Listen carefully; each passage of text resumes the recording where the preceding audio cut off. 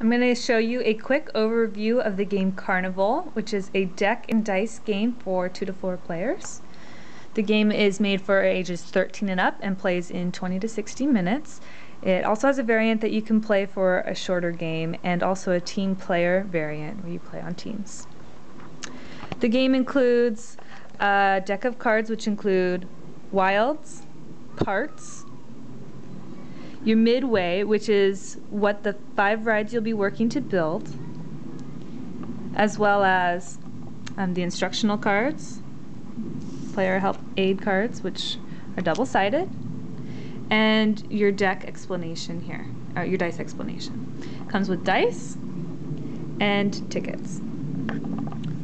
So you start the game with 1 wild and 5 random cards that are dealt to you. These are held in your hand and not shown to the other players, but for this game I just have them laid out so that I can show you how to play. So on your turn, you can either discard a wild or a midway card along with any number of cards to be able to draw in exchange that many cards back into your hand, or you can roll the dice. When you roll the dice, your dice are then assigned to the spots on the board, which explain where they go. So there's a quick overview here, and as you learn what the different symbols mean and the actions mean, you'll have a better idea. But there's also this deck actions, a dice actions card that will explain it. So for a 3, you can draw a card to your hand, and for a 6, you can steal a card from the midway. As we just started this game, there aren't any cards in the midway, so this, if we chose to do this action, we wouldn't actually get to do anything.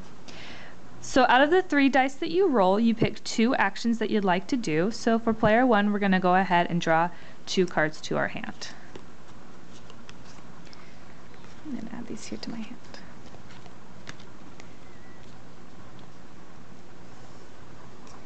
After you have performed your dice actions, then you can begin to build a ride.